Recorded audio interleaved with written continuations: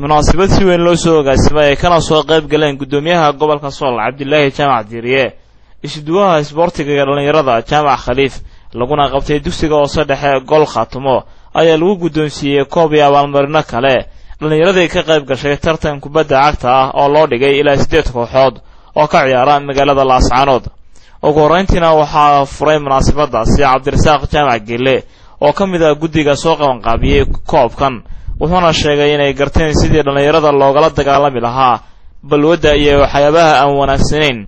taasoo kaliya ay tahay in la dhiirigeliyo tartanada kubadda isagoo maamulkana u soo jeediyay inay taageeraan isboortiga dhalinyarada koobka xaafadda Aasiya ka qayb gashay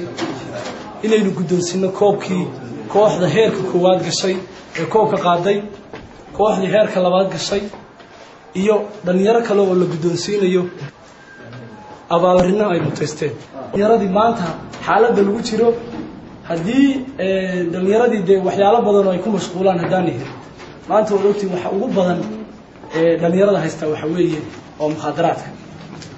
isduwaha ciyaaraha iyo dhalinyarada oo isna munaasabadaasi ka hadlay ayaa kula dardaarmay dhalinyaradu inay isku xidhnaadaan hadiyo jeer ay ka shaqeeyaan sidii ay u horumarin lahaayeen tayadooda ciyaareed gudoomiyaha gobolka Sool oo isna halkaasi ka hadlay ayaa ku dheeraaday inay taageeri doonaan daayarta ciyaartoyda ah wuxuuna ku booriyay in nabadgelyada la wada ilaashado dhammaan dhalinyarada gobolka waxa aan ku boorinaynaa iskaashi inay iskeenaan tiimamka xaafadu inay wada ciyaaraan in aan tiimam gaara qaarna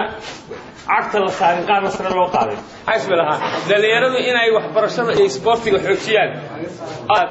aad iyo aad baan ugu boorinaynaa ugu dambeyntiina waxaa la gudoonsiiyay dhalinyaradii tartankan ka qayb gashay qaar ka mid ah abaalmarino iyadoo kooxdii tartankaasi ku guuleysatayna la gudoonsiiyay koobkii Cabdiraxmaan Cali Ducaale Home Cable TV Laascaanood